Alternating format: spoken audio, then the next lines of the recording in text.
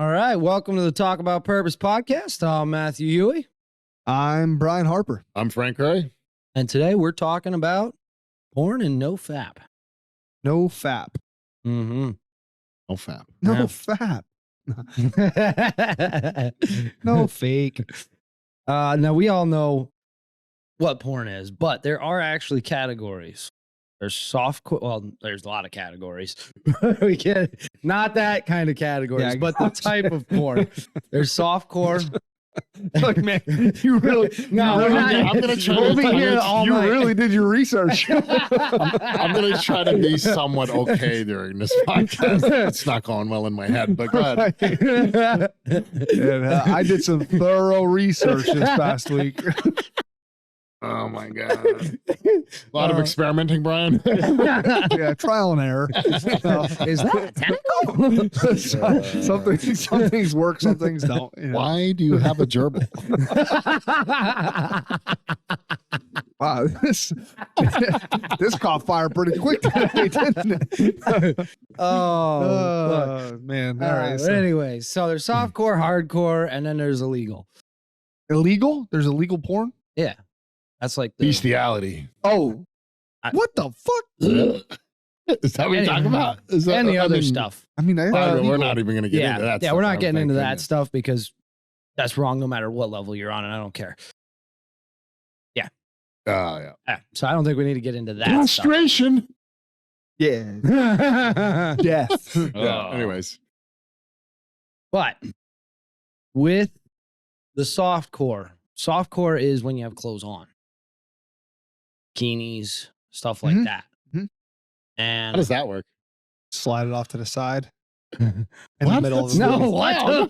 No, Oh my God. in the Now middle you of the- switched to in hardcore. the middle of a movie theater. Well, shit, I've done softcore. No, I'm just saying. Like, No, that's not softcore. no, that's not softcore. Slide it to the side. I hope my kid doesn't like. Oh God. Oh, my girlfriend's I'm doing parents this. don't watch this. I'm doing this for my boys so they do Yeah, watch yeah. it. Yeah. As I a have girls. man, when we get down to the kids part of this, not the kid I get porn, it. but like, Yeah. you know, Not the, yeah. yeah, I'm That's kids the- watching it. Kids watching it. Jeez, fuck. This is a touchy touchy This is subject. a mature podcast. Yeah. Just remember, we're not giving Oy. advice other than you shouldn't be that. But we're not giving advice and we're just bullshitting, but we do want to elevate people. But Mhm. nonetheless, And, elevate yourself. Don't be a map. yeah. Yeah. Don't be a And man. it's weird because I What's a think map? it's a Minor minor attracted attracted person. Trying Oh, to make it that's like their new Fucking name. throw up. they're trying to make it How like about a this? How about legitimate this? sexuality. now. Let's make the. Let's think about. Let's not talk about it. Let's think about making this an episode. Okay. Maps. Yeah. Dora. That's all I think of. Yeah. No. I'm the map. I'm the map. No, it's horrible. I can't even. Yeah. I couldn't even get into any of that when I was researching. I couldn't. Yeah, No, I don't that's think- tough, man. that's why I said we would Tough one. chat about it because I'm on the fence, and I think it would be very. Look, if I do research on it, like I don't SWAT's want to do gonna be research on it. no knocking my fucking door, kicking I don't it know down. how they're. I don't want like, to. Do research. just to like educate I don't want to know people on something statistics like either. this. I don't really I either, don't to be want to know honest with you. statistics. But No. but I have kids, so another reason, yeah, I don't wanna- so but I mean, I just don't want to know like the likelihood of something happening to them without my knowledge, things like that. Because if you want to know, Man, I will. just go look on the registered list and see who's around your I place. did. Okay, well, then it's there you pretty go. already. It's pretty scary. It's pretty scary. is. Yeah. Dude, Yeah. it's freaking everywhere. Yeah, we're getting way off track. Way off track. way off track. All right. Yeah. Let's get back to what the whole subject was. Maybe we'll Yeah. talk about maybe that being an episode soon to come, or maybe never to Aren't come. you But guys- nonetheless, let's move on. So, My blood will be boiling that whole episode. I don't I'll know. have red face for sure. I Me too. definitely will. I Yeah. feel like I'm already getting it. Let's Yeah. get back to this subject. So, anyways, there is some good aspects to porn. Now, I don't know where you guys stand on it. I come from a Christian perspective where I already find it's negative. Yep. And Same. I have a lot of information that actually most of the stuff out there says it is, but there's a growing number of people that are saying it's not. And there is some good that comes out of it. Oh yeah, like spicing up your relationship if it's at a low. I think you stated something like that earlier when we were trying not to talk about this, but Well, yeah, if you're running out of ideas and things to do or positions to do or things like that, sometimes I guess that can help spice it up. Role play. Yeah, role playing, You know what I things mean? like that. Yeah, one interesting study found that when porn is introduced to a community, that the violent sexual crimes go down. Oh, I could see that, I guess. I It's really an could. interesting case for porn having some sort of use. Well, then the sexual frustration is not going to Built be up. as high. Yeah. built up aggression. Yeah. Yeah. And also a lot of people, well, we all know this. You get it relieves anxiety, it reduces stress. Burns Most calories. people- No, I'm just kidding. Also burns another. Forearm exercises. Right. Yeah. Look, I'm walking around looking like Popeye. My forearms aren't bigger than my calves for no reason. Yeah. Hate legs. But besides those aspects, there's a lot in the negative. A lot. I mean, I land on more of the negative side of things. I'm a man, so of course I watched it a lot of my 20s for sure. But there's greater things in life, and now it's more of a passionate thing for me. Like I like the act of that to me is more passionate, not mainstream cinema, and all that shit's fake anyways. You think about it, well, the girls are faking it. Yeah, come on, Gives you man. unrealistic expectations. Yeah, exactly. And, you know, things like that. Yeah, and I this is a struggle every man faces. I don't care how saint-like your man is. He's faced this issue at some point in time in his life. If not, I mean, I've been battling mine for, I think it's 8 years now. I've overcome it. What? Porn. Oh. So you were addicted. I don't know if I guess, because at class, okay. So addiction is with porn is kind of like drugs and alcohol, but it's kind of not, because a way to measure it is you tell yourself you're not going to do it and see if you could last that period without doing it. And I couldn't do that, but I wasn't like an everyday. Sometimes it wasn't even every week. Yeah. We're know what I mean? We're getting real personal here, aren't we? Yeah, it's all right. All right. Hey, yeah, man. I want to share my experience. I mean, there's a lot of people out there that'll probably, lie and say that they didn't do that, but come on, we all fucking did it. We all had it. Well, we know how hormones are. You know what I mean? Hormones they pretty much make you go through it until you release it. And then you're like, all right, cool. Now I can get my mind on something else. I mean, it's a lot more in your 20s and 30s than it is when you're 40s. You know what I mean? Yeah. But I like I said, it was mostly for me, it was a 20s thing. So another study found that the most associated thing with porn usage is meaninglessness. Now, not meaninglessness of the porn, but a feeling of meaninglessness to the person watching it. Yeah. Which I thought was pretty freaking profound. Explain. Okay. So one of the things that causes porn watching is Lack of sex. No, that's one aspect. That is one aspect. Yes, Yeah. I'm sorry. Yes, but the main aspect that they're finding is it's when you're stressed. It's when you're feeling neglected. It's when you're feeling rejected. It's when you're feeling not that you're fulfilling something in your life, that something's missing, or that your self-worth is low. And that's when a lot of men will turn to it. And that's why meaninglessness was found to be such a common variable amongst it. Because what happens when you orgasm? You get the prolactin release. It takes down the anxiety. You feel euphoria. It's a high. Yeah. And it gets you away from the feelings of negativity that you're already experiencing. Yeah, except after, then you feel like a loser. I gotta be honest with you. I've never experienced that where I was like, oh, I feel like a piece of shit. I'm gonna go rub one out. I've never felt like that. Mine was more like, oh, it's just like I'm overwhelmed hormonally. You know what I'm saying? Like, oh, I just got to get rid of it already. Do you know what I'm saying? It was more like that. And then it succeeds as you get older. Do you know what I mean? Because your hormones aren't as much. You start losing testosterone in late 30s, stuff like that. So it's less, but that's the only time I've ever used it. Like if I was all horned up or something from being out, on a first date or, working at a gentleman's club and not getting any play that night or something like that. You know what I mean? Yeah, by all means. And then that would help me sleep. You know what I mean? Crash right out. But. That was another positive side of it. Is also helps give good sleep. You get into your REM. Yeah. But yeah, a lot of people actually experience it differently. So that is one aspect a lot of guys do face, and that's why they need it. I mean, there are some times that I had potential to go home with somebody. I'm like, I'd rather go home and just do that by myself and sleep. Right. I mean, there's times I just don't feel like, I feel like being lazy and not feeling like doing the act or worrying about somebody else's time of, while they had with me. I would rather just be selfish, be a Sigma, run home. Yeah. You know what I mean? And what's a Sigma? Run home. Just got all day. You got to watch our podcast. Oh, God. We're Sigmas. Oh, my God. All right. Interesting studies done with the testosterone. I'm sure there's two main studies done with testosterone. The first one was Exton 2001. And so there's a whole NoFap community.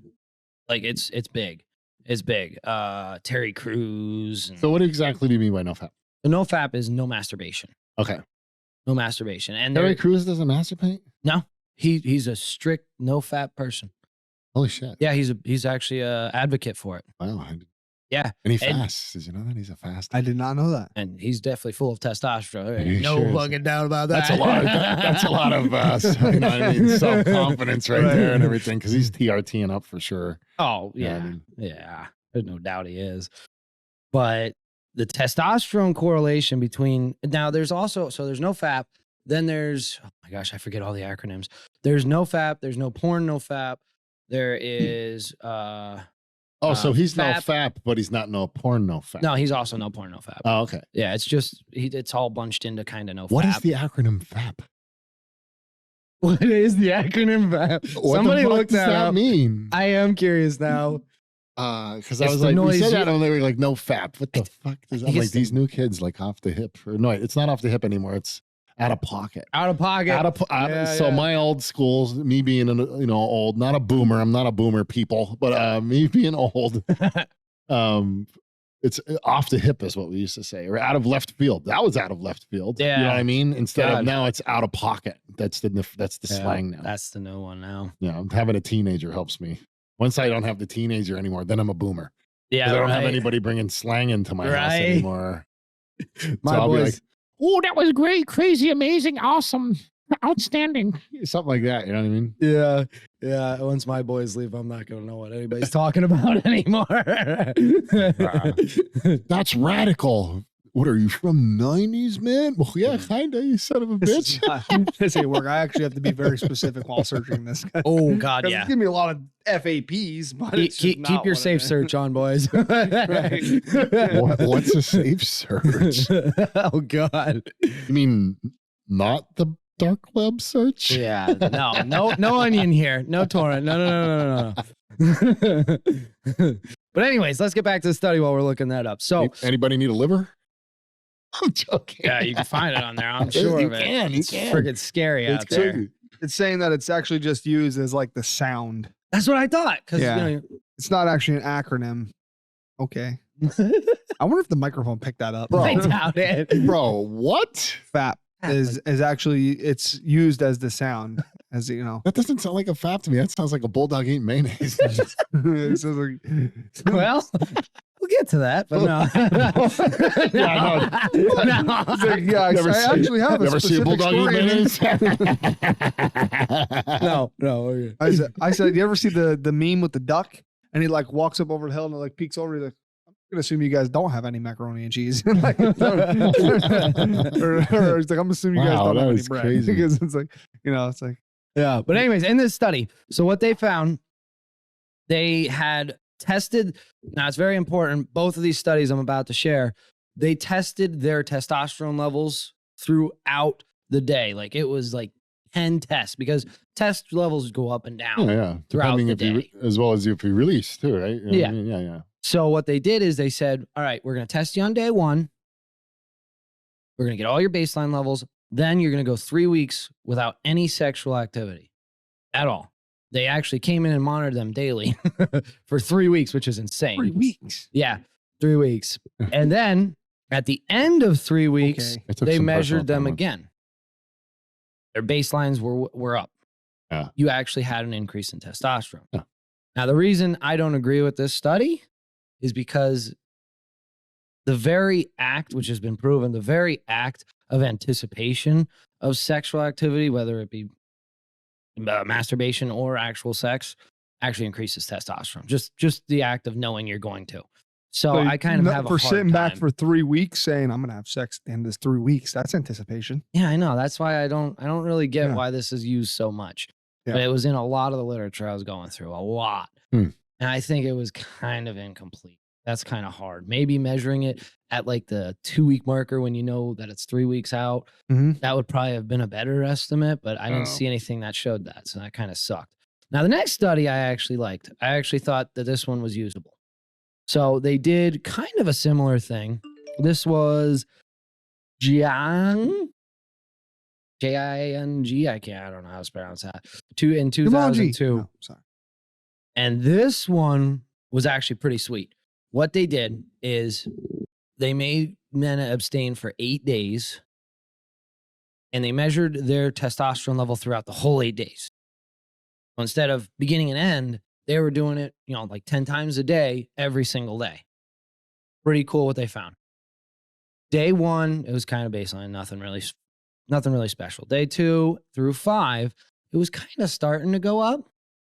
Day 6, it was really starting to go up. And day 7, they peaked. It was 147% higher testosterone. Wow. And then day 8, it dropped. Oh. Dropped. Now, it was a little bit above baseline, but it went way down. Way down. So why do they think that happened? They don't know.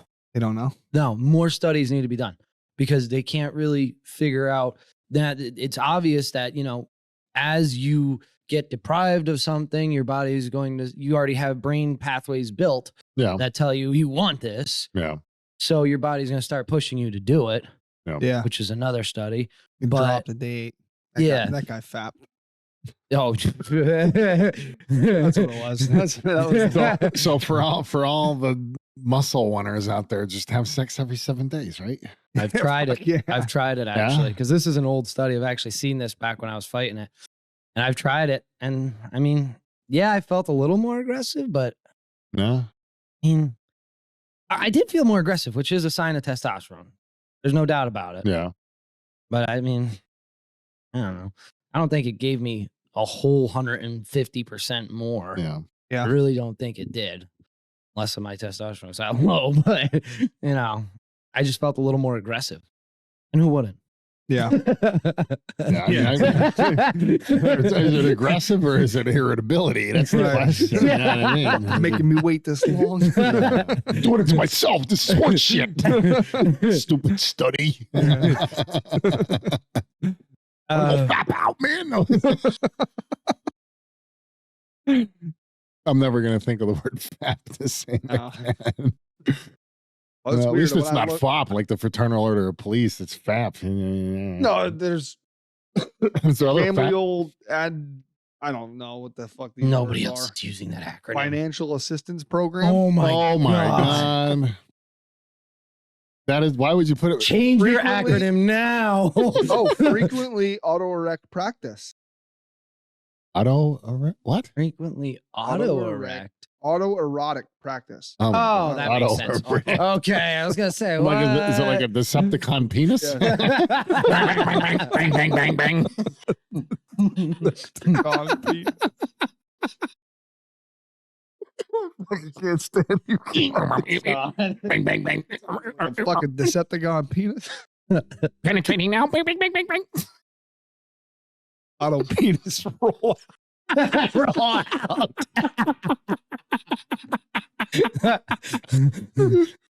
Join the rest of the peni.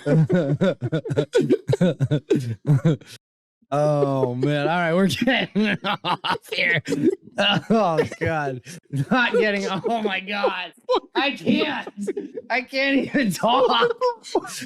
Off topic, for God's sake. Oh my god! Hurry up, jump inside me. We're out. Oh man! Oh my god! All right. Woo! Starting to sweat here now. I keep hearing the Transformers transforming. Dude, I seriously am fucking crying for this. Oh my god. All right. All right, back to the topic. Time to digress. I love this so much, guys. This is great. This is why we do this. It's so much fun. Let's get back to the negative aspects of porn. Yes. So we have the physical aspect that is now proven, which the porn industry is huge. Yeah, massive. Yeah. I mean, it's what actually started pushing the internet and developing the internet in the beginning days. Yeah. Which is scary in itself. So it did have another good use in developing internet faster. Well, a lot of stuff was based around sex. Look at Facebook. Facebook was originally that you can only join Facebook if you had a college account. Huh? Right. So I actually joined it when I was in college. That's when, because I was able to, because I had a college domain. Yeah. And so the reason was because I think Zucker at that point in time wanted to see who was doing what with who. You know what I mean? It was kind of like a sexual driven college kind of thing. And then it rolled out from there. Yeah. Yeah. That makes sense. Yeah, for sure. So it's a lot, you know, a lot is driven by sex. Yeah. And most sex sells, baby. Sex sells, right? Sure it does, unfortunately. Sad. Yep. But like I think what is it? Over 15% of the internet is porn or something like that. It's something. Is that what it is? It's high. It's high. Yeah. It's really big. Yeah.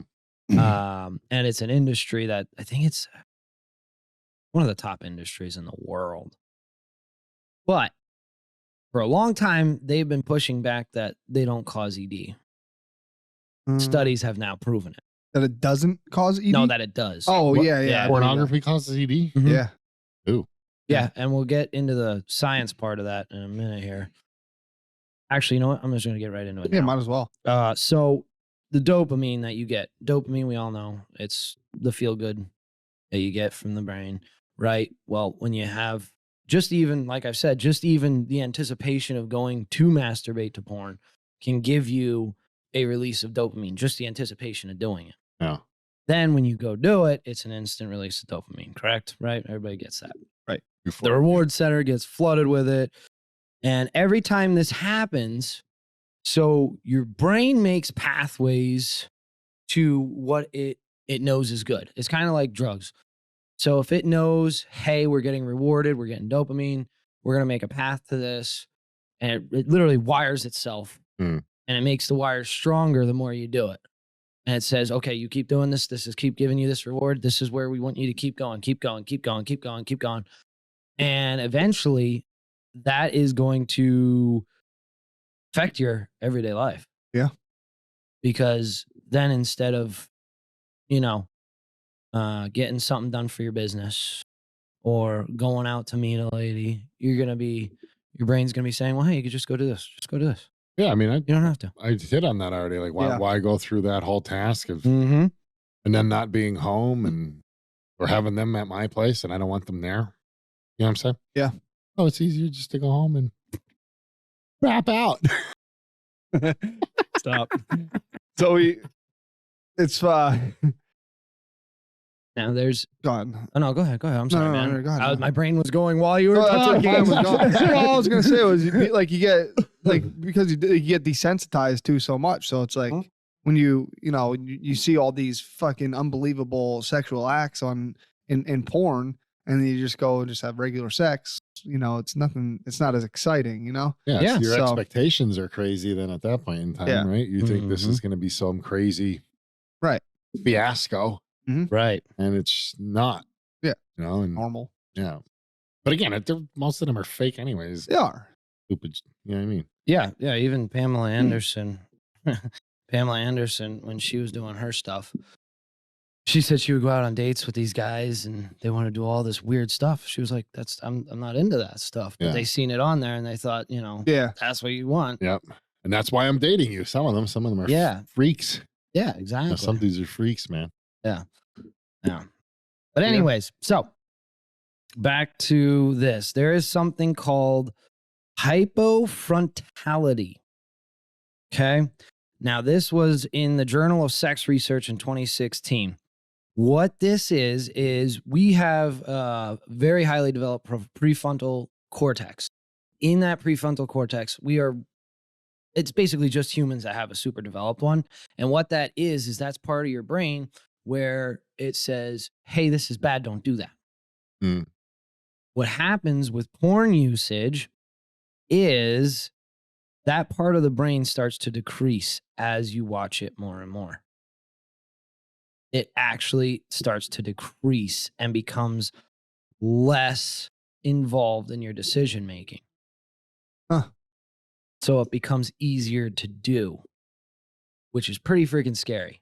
They did a study where they took porn watchers and they separated them into two groups. One of them, they said abstain from porn. One of them said abstain from certain foods.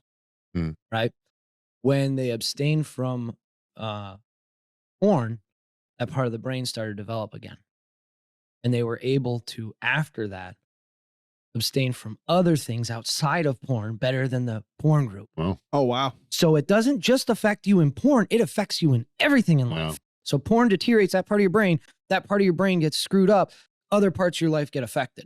Yeah, because you can't, it's almost like not being able to tell what's right from wrong almost. Yeah. Yeah. I know That's really scary. It affects children heavily. Like if they're, if they see porn too early or anything like that, they're more susceptible to sexual acts when they're in. You want to dive into teens and prepubescence now? Sure, I guess. Yeah. Oh boy. All right. So I got some scary numbers. 3/4 of teens by age 17 have seen porn. No doubt there. The average age exposed was age 13. Not surprised by that one. With 15%. Although that's average, so it's younger to average. Yeah. 15% were before 10. Ooh. That's a huge number. Ooh. I was probably... I'm surprised I don't like that one at all. I didn't like any of them, but that one was really not cool. I want to say 5th grade. I was 12. I was 5th grade. I think I was like 10 or 11. Dang. And I was actually on accident. I actually remember that. Believe it or not, I remember the first time I seen it. It was like the softcore porn. I mean, stuff happens, Flipping through the TV because I couldn't sleep one night and it was like 1 o'clock in the morning and there it is. Well, we had a slider box. I had a slider box. No. Maybe I was younger than 12. But so at that point, was interesting at night. So that was Skinemax. You remember Skinemax instead of Cinemax? It was Skinemax. We called it yeah. Skinemax. Yeah. I never did that. Skinemax. No. But I remember like I didn't even know what masturbation was then, so I didn't even know what to do with myself at the time. So you know, and you never know. Things can happen. Anal maniacs and Animaniacs are pretty close, right? Well, what if you ever you accidentally type in, I want to watch an Animaniacs. I'm not even talking about that. I'm talking about VHS tapes back in the day. If you write Animaniacs on it, because that was an old I remember. show. What if it's Anal Maniacs? If it's Anal Maniacs, you put that in for the kids. You never know. You know what I mean? So I went to the. I don't know if you guys remember Hollywood Video. Hollywood Video. They had a back room. So I went to Hollywood Video. Well, this wasn't even in the back room. This was just on one of the side aisles. I was like, I want to rent Pirates of the Caribbean. Okay. Right. So I was like, So my stepdad at the time, Glenn, he's like, all right, let's go back. And we're looking for it. And I'm looking around. And then finally I see it and I grab it quick. And I just grabbed it, walked up to the thing. He rented it out for me. I took it home and I put it in. I'm like, this isn't Pirates of the Caribbean. It was actually just called like Pirates, and it was a fucking. It was going after that booty. I was like this. So then I called Glenn over. I was like, Glenn, this is not Pirates of the Caribbean. He's like, nope, it's not. We're gonna have to take that one back. But it was funny. It was such an accident because I was like, I didn't know. I literally saw Pirates and thought it was Pirates of the Caribbean and grabbed it. And I was probably fucking, I don't know, 14, 15 at the time. Yeah. First episode, first part of the scene. It's not going to suck itself, matey. Yeah. Yeah, pretty much. Yeah. I got a treasure chest for you. Give me some of that booty. So that was one experience I had. God. We're in a mood today. Yeah, we are. Oh man. Oh, all right. Where the fuck were we? I don't even know. Adolescence. Oh yeah, adolescence. All right. So 30% of all teens reported seeing it at school. This is a 2023 study. 2023 Saw it at school. at school. 30%. Well, I mean, that makes sense if some kid brings it in on their phone or something. Mhm. Nowadays, like, I Yeah. didn't have to worry about that shit in my day. We got a pager in high school. That's all we had, pagers. We didn't even have cell phones. I got them. I think my first cell phone is when I went to college. My first cell phone was my brother's. He was That was deployed to Afghanistan, 16. and he left it at home, so I used it. I think I was 16 when I got my first cell phone. Can't remember. Maybe I was younger. That's No, a I long time remember ago. getting a pager for a holiday. Pager. Yeah, little Muller, a Yeah. clear green one. You could see through it. Put into my Tommy Hilfiger painter pocket. Ooh, I'm important. And then it was somebody will text me like loose. I'm like, what the fuck, asshole? That's funny. Yeah, pagers. Ended up just being my mom with the house number 911. I'm like, fuck, I gotta call home, I guess. Stop at a payphone. We went to a place yesterday that had a pay booth in it, like a phone booth. Yeah. Whoa. Yeah, like an I've old seen one of school those in wooden a one in long time. Shamokin. Yeah. Oh yeah. I said to my kid, I said, you know what that is? This is no. Isn't there a No town? idea. Isn't there a town somewhere around here that still has a phone booth? I don't Oh. know. I've Probably. seen that. We are I in thought I seen that on Pennsylvania. Facebook We or are in something. Pennsylvania. I mean, Pencil Tucky. Kentucky. But anyways, so as we were saying before, a lot of the kids have been using porn to figure out what sex is, what girls like, what boys like. Mm-hmm. They're using it to figure that out. Now the problem with that is, I already said, it's not what they always It's not. like. Yeah, no. They get that for money. Yep. Yeah. That's their morality that's being paid right there. Right. That's their lack of moral compass. That's the way I look at it. So Yep. do you want to have a lack of moral compass and not get paid for it? Let alone just have a lack of moral compass? No. So you should not be basing anything Your on relationship off that, yeah. It's fantasy. It's falsehood. Mm-hmm. 73% of kids use it to figure it out. They're freaking Oh. retarded. 70%. Well, I mean, I don't even know. Like, huge. it's hard. What are you supposed to do as a parent then? Like, you have the talk with them. You have the talk with them. You're supposed to have a talk with them. Yeah. There's supposed to be levels of talk. Yeah. There's like you don't talk to an 8-year-old the way you would a 16-year-old. No, Right. yeah. There's levels. Yeah. But the ages are now starting to go Down. lower and lower Yeah. with how severe your talks are. Yeah. Well, because they're pulling sexuality in the conversation at schools and stuff now. Mhm. So yeah, of course it's going to happen, right? And Yeah. it's not even. It's from some stuff that I see. Unfortunately, it's not just the kids that are pulling sexuality into it. So you know, in those instances, thankfully they're fewer because sexuality should not be discussed at those ages. No, ages I agree. For sure. no. I mean, let's put it this way: if you can't have a beer or die for your country, but you can do other things. You know what I'm saying? Like there should not be Mhm. discussions of that. That I know what you're like talking about. sexuality should not be Right. included at any means. Should be You know what I worrying mean? about that in Yeah, their yeah, in their yeah. adolescence. Like Yeah, that yeah. adult. So that shouldn't be. a So you topic definitely in should school. not have a conversation with. Well, I mean, you shouldn't. I would think you shouldn't have to have a conversation with them that young. But if you're saying that you should, Just for unfortunately, bad. I mean, and it depends what school they go to. If it's public school, probably, you know what I mean. But then Private private schools, schools are the same worse. too. Worse. Awesome. Yeah, I don't know if I had I Awesome. don't know if I have the data, but the data showed private schools are worse. Wow. yeah. Now that's super. Surprising, Yes. right? Yes. You would think it would be Extremely. the opposite. Yeah. What well, about I mean, homeschooling? Homeschooling. I didn't see anything on that. Yeah. I literally couldn't find anything on homeschooling. That is straight on parent then. If Yeah. let's put it this way. If you're homeschooled your kid and there's still that going on and stuff, I mean, there's going to be things outside of your control, like Mhm. friends and text messages and Yeah. stuff like that. Yeah. But, you know, there's less manipulation Less influence at home. Yeah. Well, You yeah, know. exactly. Yeah. But I just don't think it's something. I mean, I understand, like, so knowledge is power. I believe Yeah. that. So as long as your kids have an understanding, hey, you might you might run into something like this, you know, and maybe have a conversation with them, you know, and be like, and give them something that like let them have some expectations of what they might see, and how they should go about it, you know, have some kind of idea based off of what your moral compass is as a parent and based off of how you want your children to be, you know.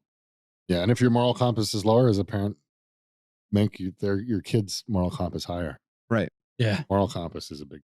Yeah. It really is. It plays a big part in life for sure. Yes. For sure. Now, so back to, I'm just going to jump a little bit back here for reference. 52% of these teens and prepubescent kids. We just call them pubies. Let's do that because that's hard to pronounce. I keep trying to pronounce pubes. But no, not that. Not that. We're getting in the 70s with that. Brown chicken, brown cow. So anyways, 52% of these kids are saying they've seen choking and in the porn. Ew. They see choking and or what they view as choking and.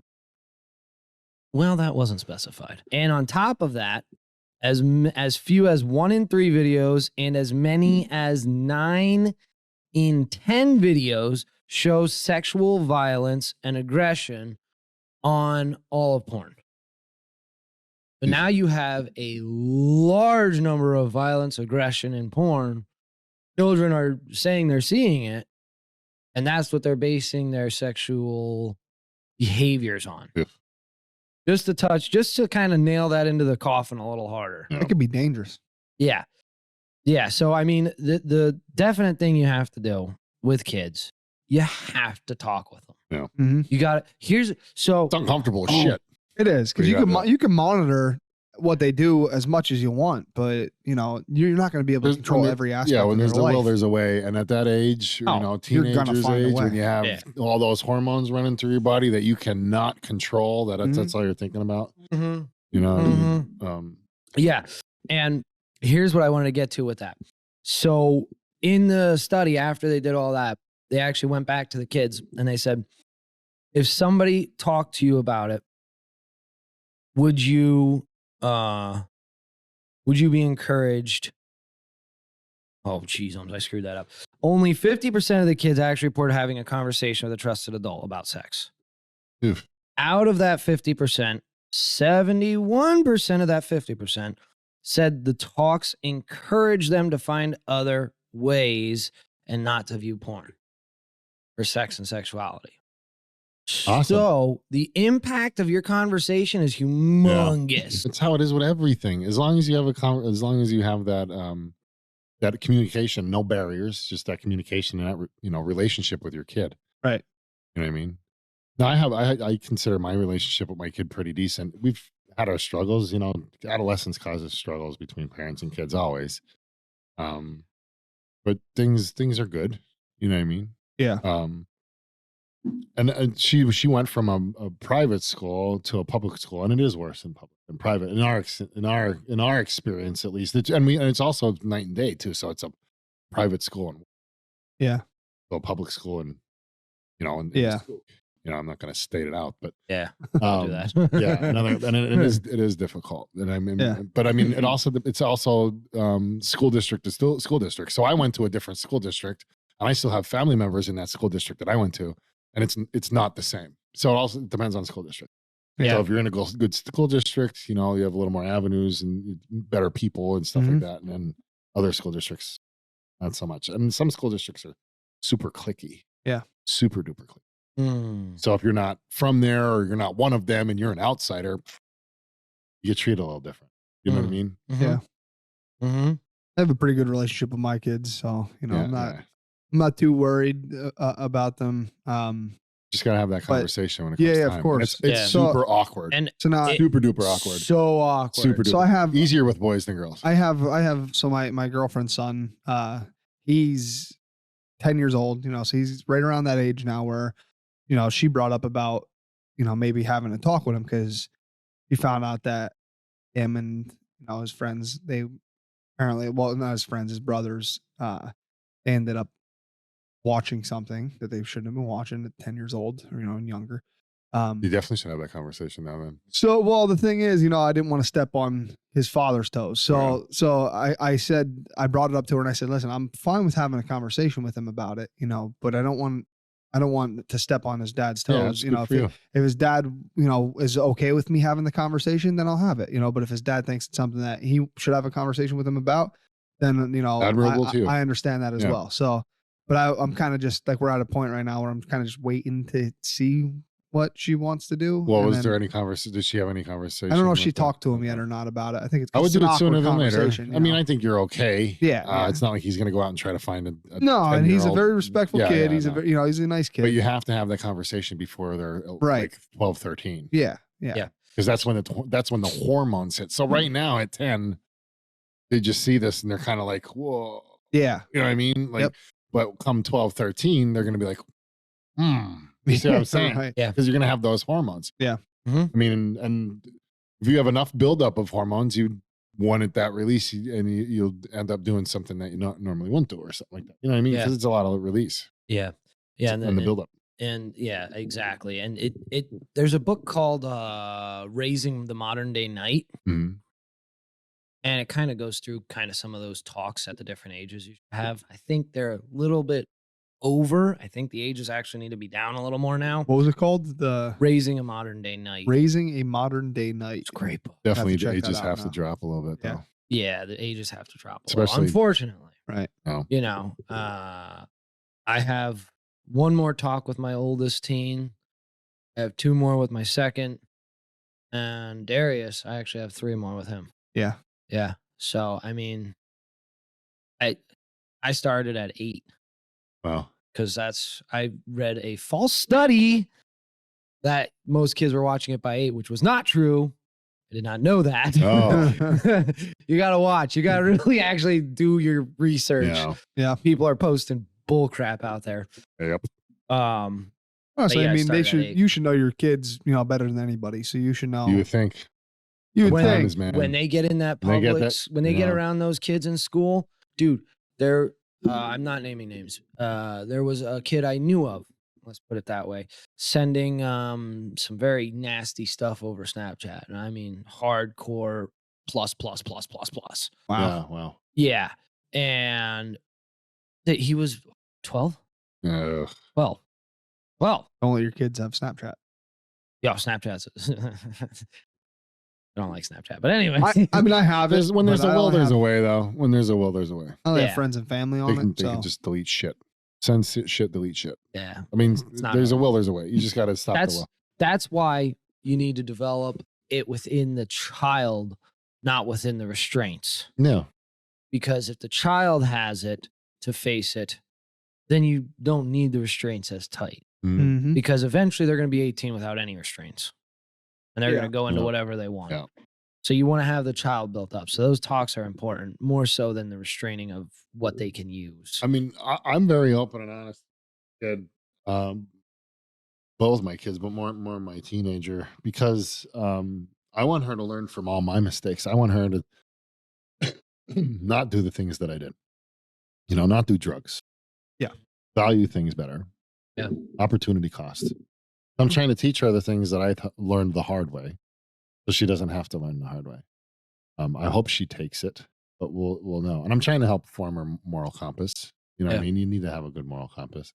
And like you said, it depends. So like, you still got young ones yet. You don't have any teenagers, dude. You are super dad, super amazing up until they're about 12. Yeah. Once that happens, you think you know your kid. Once that happens, something changes, man. They go. They get there. You're no longer now super dad and important to them. Now it's their friends, their peers. Their peers now are more important than you. Right. So they'll do things that you wouldn't think they would normally do because they think that you are the prize and that what you say is what matters because you're just trying to do the best for them. Sometimes they gravitate more to their friends and rely on their friends more than their parents. And that's problematic because you're relying on peers at 12 years old, right? 13 years old, 14 years old. You know what I mean? And then one minute they're your best friend, and the next minute they hear a rumor about you and they run their mouth about you, and now they're not. So what do you have? So you have to have that communication path. You have to have that relationship, and you have to be there to help them stumble, because they're all going to stumble. There's never. It would be awesome if every kid just took what their parents said as gold and just learned and didn't do it themselves to f it all up. Yeah, that would. But be they great. do it. That'd be They great. fuck it all up. I have a hard knocks child. Yeah. He needs, he has to get the hard knocks. Yeah. I have You know what I other ones mean? that are like, okay, I'll try what you're saying. Yeah. So I always just be like, be better than your dad. Be better than your dad.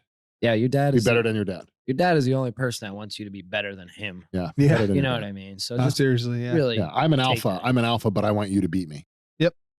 exactly. That's what it is. And that's every dad. I mean, Yeah. well, Not every good dad. dad. Yeah, Every yeah, good yeah. dad. Right.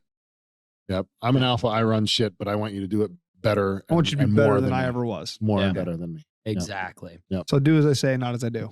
Exactly. Exactly. Well, do what I say, not what I did. Right. 'Cause Yeah. I take pride in the man exactly. that I am now Mm-hmm. than the man I was then. Oh, for sure. You know what yeah. I mean? Keep I- growing forward. Yeah. And I try to protect my family from the man I am now tries to protect me from the family I used to be. From the man I used to be. Does that Oh, make from the sense? man I Yeah, used that's to- what okay. Sorry, I'm like, well, hold on. Yeah, I'm not coming out wrong. Brrr. Okay. Somebody needs more Java. Anyways, so, but that's exactly. Somebody so, didn't I fap was. this morning. I mean, I wasn't. Good God. I'd be like, oh, it's so relaxed here, man. No, more aggressive. I want everything. No, I'm looking forward for a burger. But anyways, Just so you know, sports studies have also been done on this. see, that's what I wanted to get into that because I know for a fact. All right, I'll get into it a little bit here. So Do it. there was a time in my life. I've always worked out my whole life. I love working out. The reason for me working has changed throughout my life, but I've always loved working out. There was one point in time in my life where I would loved sex a lot. You know what I mean? I was more sexually driven. And there was a time that I would be working out and I'd get a phone call and run out in the parking lot and come back in. That makes sense. Mm-hmm. So there was a time that I was working out mid-workout, doing chest, crushing it, strong as hell, going whatever, get a phone call, be like, oh, what's up? Be right out doing, workout cardio, I used to call it. You know what I mean? So I'd run back out to the car, come back in. I wouldn't be as strong. Yeah. Literally, No. the set I just did was harder for me to do. And I know that's normal because after every set, you're a little weaker. You shouldn't, Mm-hmm. if you beat it up, you know what I mean? Yeah. Well, if you beat it up on top of beating it up, then you're exhausted as fuck. Like my strength was gone. So I always thought and then I did some studies at college and stuff with the college athletes and stuff that they actually stop them from doing that. So they're stronger. So they have Yep. that testosterone buildup. College, professional, and it's crazy. Olympic athletes will lay off of sex or any kind of masturbation like well in advance of any kind of events. Yeah, they it's have on. usually the minimum they suggest is 5 hours before you do anything.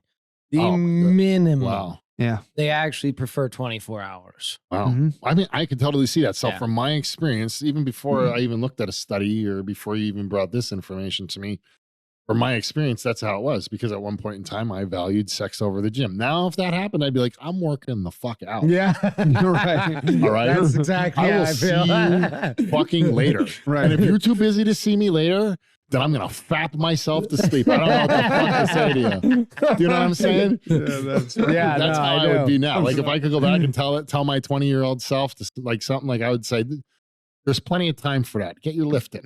Exactly. Get your lift in, my friend. You know what I mean? Yeah, exactly. For sure. So with that, so That'll be horrible when people hear that one. yeah, that's scientific based. Like you can't argue that. Like that's what it is. Your prolactin releases, it Yep. pushes down your androgen receptors and it raises your estrogen. So it's not good to do that before. no estrogen. Androgen receptors, now that I'm actually in that, let me get on that. Because androgen receptors is actually an interesting study that they've been doing. 2007, they did a study where they had rats, of course, again, rats, do masturbation somehow. I don't know how you make them rat masturbate. It's a good question. I don't know. No, somebody had to beat these fucking Yeah, rats I know. off. Could you imagine that? What do you do for a living? Oh, I'm a rat fluffer. Yo, called him a fluffer. He said I'm a rat fluffer. No. Oh But anyways, they somehow did this. So bad. Somehow. Oh, bad. Somehow Little they tweezers did with gloves on the end of it. It's something. Did it show them rat porn to help them? Dude. They put Ratatouille on. That's not Ratatouille.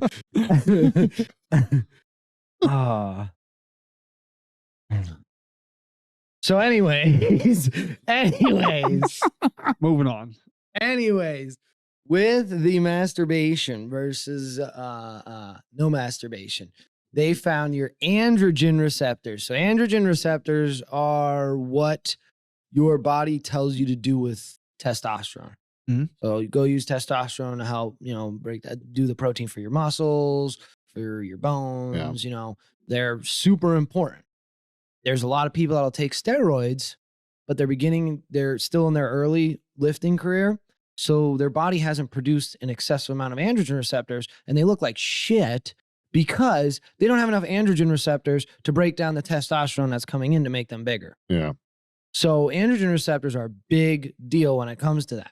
What they found is these natural mice would be able to build up their androgen receptors, but those that were masturbating lost them.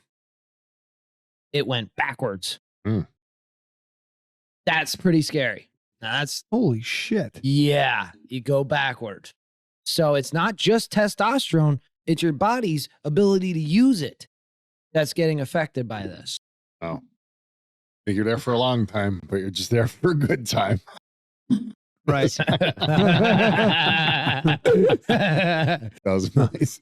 But wouldn't sex do the same thing? No. So sex is different because it actually naturally raises testosterone and you have to actually, for some reason, when you're with when you're with your spouse, put it that way, it raises testosterone. It doesn't take away from it. But when you're doing it to yourself, because of the mind connection. Yeah, you have to actually work for it. There's another person there. It's a different scenario that your body treats differently. If you care to work for it. Yeah, if you care to work for it. You could be a pillow princess. Yeah, because some Frank, I feel like you're a pillow princess. You like lay there and just let somebody else do all the work. Well, dude, when you're 270 pounds, you don't want to do too much work. You know what I'm saying? Yeah, I mean. Yeah. Plus, there's also the aspect of I thought somebody brought this up in a study that I thought was pretty interesting. You're getting off on watching other people do the act, not you, and that will eventually fuck you up. That will eventually you're going to say, this was actually done in a study and reproduced with butterflies by Tin Bergen. Interesting studies done in 2018, 2011. Let him finish. I'm with you. All right. Finish. Let him finish. Butterflies. Okay.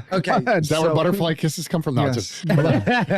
Go ahead. So what he did is he took these male butterflies, and he brought in these female cardboard butterflies that were super attractive based on what they found the butterflies found attractive. They painted them. Fucking time for this, but go ahead. Well, it's a pretty good study, actually. It's a very good study. I'm listening. I know what butterflies like. Yeah, me too. It's probably couldn't tell you what an actual female likes, but they know what butterflies like. So we're getting into something called supernormal stimulus is what this study focused on. And they made these cardboard butterflies, look beyond appealing based on what the male butterflies like. So the male butterflies would come in, they would mate with these cardboard butterflies, right? Do they make cardboard vaginas? Yes. I don't know how they did this. I don't know. Okay. I just know the study is here with At least they didn't try to masturbate them. In Barrett. That we know of. 2016 and 2011. And we know of, he goes. I'm a butterfly fluffer. That's my other side job.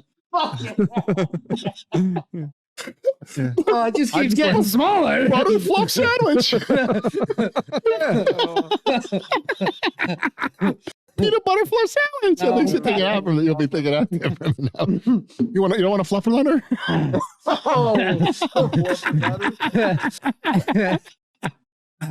Yeah.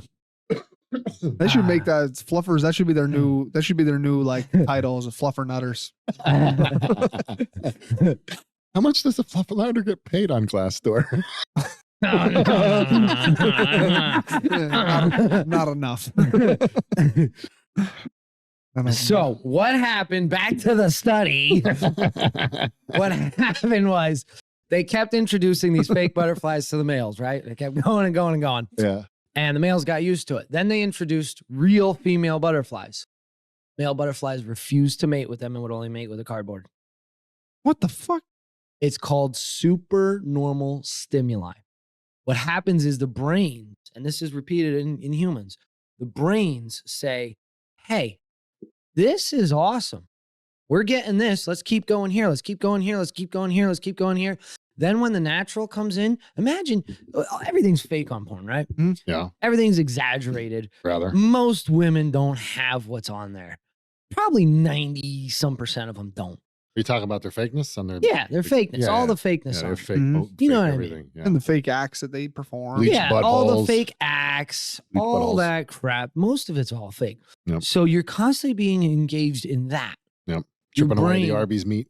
Yeah, your brain starts interpreting that as what's right and what's good.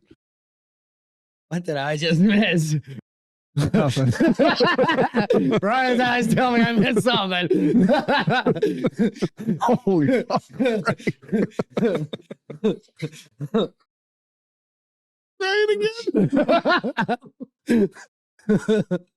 What did I miss? We were talking about a fake thing where I said bleach buttholes, and then I said clipping away the Arby's meat. Oh, Jesus.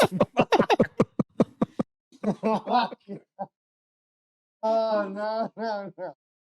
All right. Yeah. Woo. Good man. I caught it like as he was saying it, like I happened because I was listening and I happened to catch what he was saying. I was like, what the? I couldn't believe it. I've worked at a gentleman's club too long, man. Yeah. Oh, God. He's not afraid to go there. I can tell you some shit. Oh God. I don't want to No, know. I'm good. I'm good. I've had quite the life. Yeah. Experience. Yeah. So anyways, your brain gets used to the super stimuli, the super normal stimuli. It becomes normal to you. And then everything else seems less attractive. Makes sense. Like, And that's so what in happens other with words, porn. don't buy one of those fake butts. Yes. Oh, yeah. Those Silicone pocket butts. pussies and all Silicone that fake shit. butts. Yeah. Don't avoid it. So if you I seen a Thomas the Train pocket pussy. And I was just like, what the fuck is this? What? Yeah. The little engine that could. Dude, I'm not even kidding. Well, did you see the blow up Hillary Clinton? No. God. man, Ew. let's not even get into it. I couldn't fuck that thing if I couldn't fuck that thing if I hated my dick. Strap-on use is encouraged. Right. You'd have to hate your wiener to do that. I swear. But I feel like if you're able to avoid all this stuff, if you're able to stop watching porn, it's got to make your relationship stronger. Yeah. Gotta make Oh, for sure. Yeah. It definitely does. And I mean, so unfortunately, when your brain gets wired, as I seen in the butterflies, it's hard to rewire your brain, but possible. It's hard, especially if you've been doing it over and over and over, and it will take time, but you can do it. Yeah. That's what is really actually important.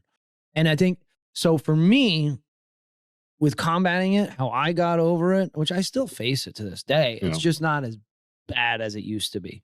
So I figured out how to deal with a lot of it. Right. When I was first doing it, I actually was the guy that was like, I don't feel worthy of myself. Really? I was actually down on myself. I had too much stress on my plate, and I thought that's a way to relieve it.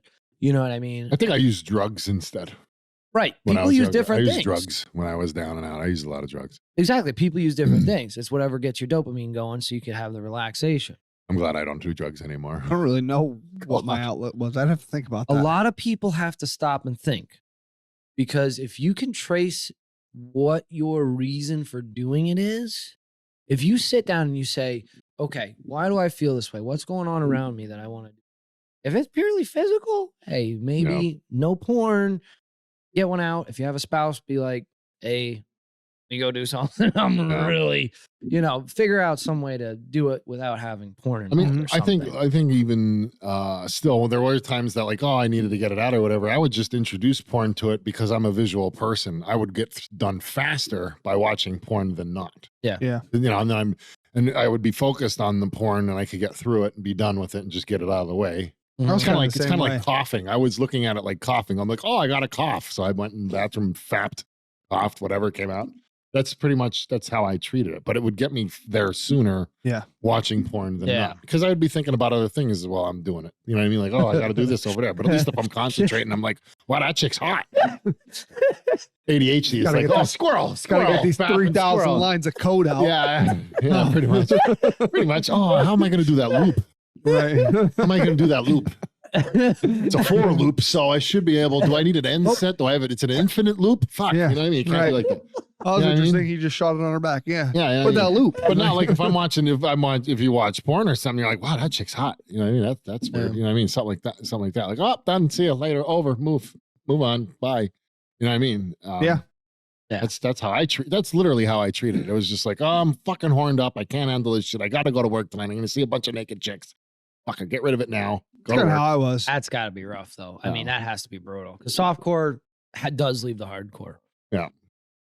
Softcore porn does lead to hardcore. Yeah. That's got to be. Softcore porn is just dry humping. Yeah. Yeah. Me? It's just like I think I skipped that phase. I skipped that phase. I never watched. Oh, really? Women I never watched dressed. softcore. They're not actually showing anything. You're just. Well, they are showing, but they're just not naked. It's not, penetration. Or that was me in my 20s. What the fuck is this shit? I don't even see any penetration. This is stupid. Next, I would just go to the next channel. It's this. Let me put it to you. I'm being honest here. No. You're right. The fuck. It's the girls on TikTok and Instagram. Yeah, that's softcore. That's what softcore porn is. That's so them the just best showing way the That's the best. You know about Chatterbait? You know about Chatterbait? What's Chatterbait? About Chatterbait? So Chatterbait is a website that you can go and you can pay to watch people masturbate. Oh, for God's sake. Yeah, they either do it themselves or they do it as couples or they do it in groups and you can pay them and then they have personal. I think you do the same thing on OnlyFans. Right. That's it. I was trying to think of what it's like that. Yeah. It's like that. I think OnlyFans kind of like merged Chatterbait and a couple other things together to make their product. But that's been around. The reason I'm saying this is because I found out about Chatterbait like over a decade ago. It's been out there for a long, long time. Right. You know what I mean? So, and it's been going on for forever. And people, that's what they do. They pay me, or if I get paid this much, I do this. If I get this many gifts, I'll do that. If I do this many gifts, if I get this, you know what I mean? Anyway, want to see me be a water fountain? Oh no, you know what I mean? That's pretty much it. Yeah, you're right. Call me Mr. Sprinkler. You know what I mean? It's like oh shit, that's what it is. It's that, like 50 roses and I'll sprinkle. You know what I mean? Stuff like that. Oh God, that's so nasty. 50 roses and I'll sprinkle. Yeah. But anyway, so bad shit. Overcoming this is a lifelong thing for men. For sure. But it does get easier. As time goes on, it gets easier. For me. Well, I mean, if you think about it, like when I'm talking about my 20s, I was single. I was jumping between relationships a lot, stuff like that. So, but now that I've been in a solid relationship, I don't bother with it. Yeah. You know what I mean? But I'm also older now, so I don't have the hormonal problems that I had when I was younger. Right. You know what I mean? I see that for sure. The other thing is, so but going back to the beginning of this podcast, we talked about meaninglessness, being a majority, the number one variable amongst all porn watchers. I'm still really, that's very surprising to me. Yeah, and that was actually my case. Yeah. That was my case. When I get stressed, I guess mine was more stress. I would have too many things and it would weigh me down and I just felt like I couldn't do everything. But that's me all the time because I have anxiety. I'm just fucking wigging out constantly in my brain, you know, and I just control it as best as I can. without medication, because everybody wants to give you an SSRI and No, I don't have all of this other shit. I don't need all of that. I just need something to help me cope a little bit. I mean, so having a flashback. Sorry, in one of the studies, I don't remember what it said. you know what I mean? But that's Oh, it can make you last longer. what kind? Oh, SSRIs. Yeah, They can make you last longer. SSRIs have, some of them have different side effects. Yeah, one of them is you can last longer. Another one is you can't perform at all. Another one is Really? Another one is Oh, that, shit. another one I is didn't know that. another one, and you can't finish at all. Mm-hmm. Ooh. Yeah, there's lots of different Ooh. ones. Yeah. What's SSRI? It's I forget what it is. I only know about it because they tried putting me on it, and I did a I little seen research. it in and the said, study. I think "Hey, that's an antidepressant. it is an right? antidepressant. But Yeah. I Why would didn't know they what it stood for. But why I don't know why they would give you an antidepressant for anxiety. I mean, they know better than I do, I guess, about medications. So I remember- but I don't. We got to do an episode on I just- this. There's I'm down. so much interesting shit in that. I'm down because I'm not All a right, fan of there's a lot. pharmaceuticals. Well, all right, then I won't say anything else. I'm not really. And, Yeah, let's keep well, going there's here. that doctor you guys were talking about, right? That you wanted to go and say homeopathic doctor. Yeah. Is that what it it's called? Homeopathic. homeopathic Right. doctor. Anyways, Non-pharmaceutical. so I want to share with you guys and with our viewers what helped me get over it. First was identifying why I was doing it. That was the first thing. I needed to figure out what was causing me to do it. And it was the stress, and sometimes it was rejection, and sometimes it was boredom. Boredom was actually one of my other triggers. So these are called triggers. Yeah. Your brain wires itself from doing it so much to when you have the opportunity of a trigger, it says, okay, this is what you've done in this situation. Do it again. This is how you feel good. It's your out. Yeah. So I need to identify your triggers. And this is where our podcast really comes into play. One of the ways to defeat that is by gaining purpose in your life. How do you defeat meaninglessness? Gain purpose. Yep. Find a reason. I like Find that, a yeah. reason. My things were unfortunately work, which I know it's not very sexy, but you know, I liked what I was doing at the time. I thought it was great. I was making money, and you know, working out was another one. Working out's huge And for me. These last couple years, it's been like editing videos and stuff. If I really am feeling weird or something, I know I can go do that. You know, so those are things that you can use. Purpose. Get a purpose. Yep. Get something that you want to do. Get excited over something. And when you feel that downside, work on that. Go towards it. And that will help get you out of that spot for the downtrodden, meaninglessness part of the people that are faced with that. Yep. So if you gain something like that, you're going to be able to, I was able to use that as a way to project myself out of it. But it gives you a sense of accomplishment, and it'll make you feel better about yourself. And, you know, you won't have as much of a need to look for that type of dopamine, I guess. Yeah. Right? So, And change it. So like at one point in time, my purpose was to party and have a good time. I mean, that's how I was in my 20s. I wanted to party and have a good time. Now my purpose is to be useful. I've talked about this on our previous podcast, but now my purpose is to be useful. I want to be useful for my family. I want to support my family, be useful for my friends, useful for other people. Yep. Like we've had conversations outside of the video here, that even if we just have one person come to us and say, you know what? That one I listen to your podcast a bunch, and that one podcast you talk about opportunity cost of time. I started using that in my life. I started thinking about that when I make decisions and when I do things, and what's the opportunity cost of what I'm doing right now, and then should I be doing that? And it's really helped me a lot. And there's things that I've changed in my life that has bettered my life. I only need one person to do that, and I would consider this podcast successful for me. Yeah, because I do this. Yeah, exactly. I do this for fun. Like we have a good time, laughing my ass off, saying some crazy shit. we do. Hopefully some other, people watch it and laugh too, and they start giggling and say, that's crazy. He's freaking, I'm this big stupid son of a bitch over here saying some stupid shit and making me laugh. What a stupid ass. You know what I mean? I don't care. If it gives you enjoyment like that, I'll take it. If you calling me a dumbass gives you enjoyment for the day, have at it. You know what I mean? But I only need one person to say, listen, your thought process, the way that you thought about that has made me think about it differently. And now I'm adhering to that. And now things have bettered for me in that process. Yep. That's all I need. Yeah. Because the rest of it's fun. Yeah. I just love just doing this. Oh, yeah, for You know sure. what I mean? Exactly. Taking the time out. And the opportunity cost for me is not going to the gym on Sundays, right? Not waking up with my kid in the morning and seeing her. You know what I mean? Spending 3 hours or whatever, 4 hours away from them every Sunday. That's the opportunity cost of time. So I'm going to be honest with you, Frank. I have actually never used opportunity cost of time until this podcast. Yeah. I've actually started using that more. Awesome. So it actually has benefited me more in my life. So, awesome. So this should already be a success, I guess. And I have used it more. Yeah. I used it, but I didn't know it had a name. You know what I mean? You always weigh out. Yeah. What is this costing you for you? Because with me and with my job, I could go to work every single day, all day, every day. Same here. I work in my basement. So I get lost in code. That. I get lost in code. I'm there from sometimes the family goes to bed. I log in at 9 o'clock. I'm from 9 till 3 a.m. coding. Then I'm back up at 5 or 6 to get back online to code again. You know what I mean? Like when I'm invested in a project that I love doing the project, and I usually do the full development life cycle of the project. Right. Soup to nuts, documentation and everything. I don't like the documentation as much, but when you get into it, you're into it, and I'm into it, and I love it. I'm the kind of guy that like, I'll sleep when it's done.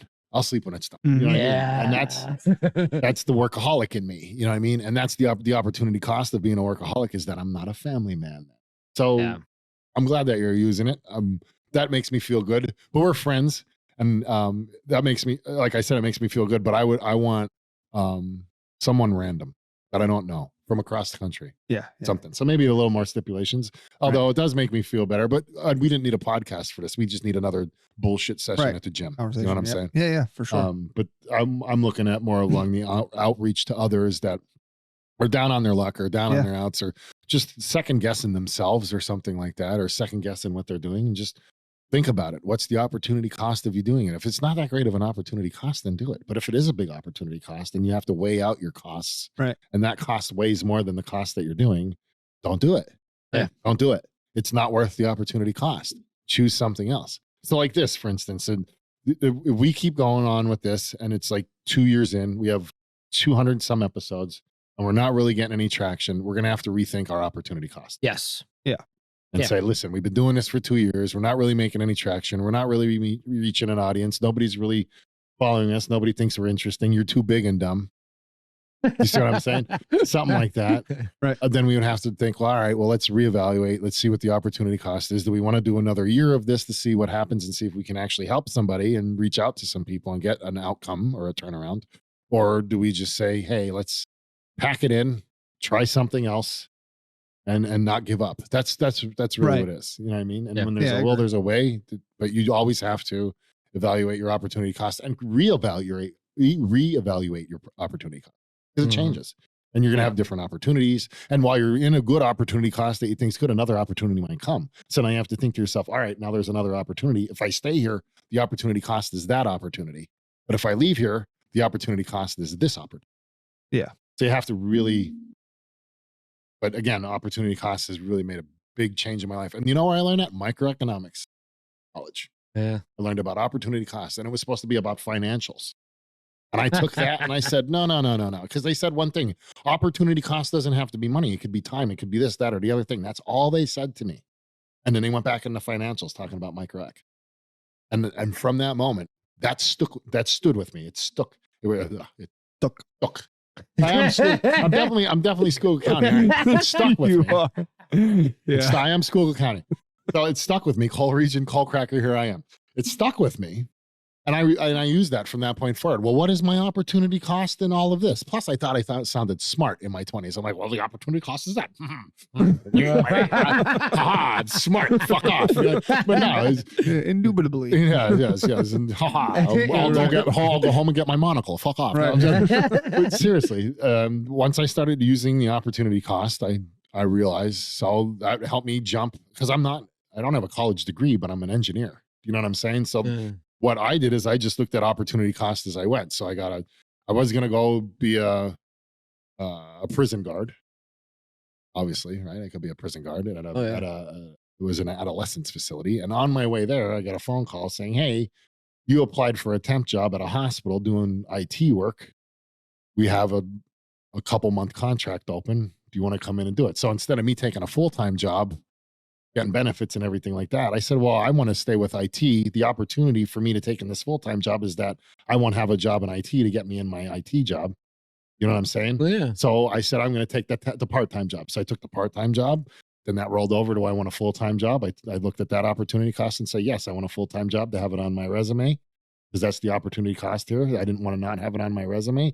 And then it kept going, and I started consulting. Then I started evaluating, and just layer after layer, I started getting better and better and better and making better decisions. Like, because the one was like, oh, do you want to stay at this hospital and make $22 an hour and not be well liked? Kind of be like the black sheep per se, because I'm always the black sheep. You know what I mean? It is what it is. I still have friends there and stuff, but do you want to stay here and be the black sheep, or do you want to take an option to go out on the road to another state to make 3 times the amount of money, but have no idea how long it's going to last, if you're going to like it, or what's going to happen? So I was thinking to myself, well, the opportunity cost here, now this is my chance. This is where it's the opposite of opportunity cost. So the opportunity cost of me leaving that full-time job with benefits and everything was the benefits in the full-time job and stuff. It had some negatives to it, but I was going out on an adventure, or a place that I've never been to. You know what I mean? I was going on an adventure. It's just totally weird to me. Yeah. But I looked at the opportunity cost and I was like, well, it's not really too healthy for me mentally at this place, because I feel like I'm the black sheep. I'm the only person that had 2 consecutive probationary periods and all of this other stuff. So I said, I'm going to take the chance. And I took the chance, and man, best chance I ever took in my life. Yeah. Even though the opportunity cost was kind of against me, I didn't want to lose the opportunity of making 3 times the money even for 2 months. You were traveling all over the place? I traveled to one place and I stayed there for like 7 years because they loved me, or 5 years because they loved me. And that was that. Do you know what I mean? So you had to take a risk, but the risk had a greater reward. It did. It did. Yeah. But I did evaluate it with opportunity cost. And when I looked at it, if let's put it this way, if that hospital that I was at didn't treat me that way, 100% the way they treated me, and it was rather cliquey and a lot of relations. If it wasn't that way, I would have stayed. And it would have been good for them and bad for me, because I would have still, evolved. I was learning programming back then. This was 17 years ago. You know what I'm saying? So I was learning programming. Even the vendor was saying I knew just enough to get me in trouble. You know what I'm saying? And I was only in the project 3 years. Oh. So opportunity cost helps, but you still need to take chance. Life is about chance as well as opportunity cost. But if opportunity cost is your first level, is the way I look at it. So if the opportunity cost is way outweighed, like the opportunity cost of the new project is way worse than where you're at, and you want to stay where you're at, that's the first part. Yeah. Like, then don't even go on to the second level. Right. The second level then would be, well, about happiness, about this and that and other thing, other factors, pros and cons of each to help you make the decision. But your first decision is, what is the opportunity cost of me doing this? So, even with doing things, with drugs and illegals and stuff, like illegal actions and stuff like that. What's the opportunity cost of me doing this illegal act? Well, the opportunity cost of me doing the illegal act is, if I get caught, I'm not going to have a freedom. I'm not going to see my family. I'm not going to see my kids. I'm not going to be able, my name is going to be tarnished.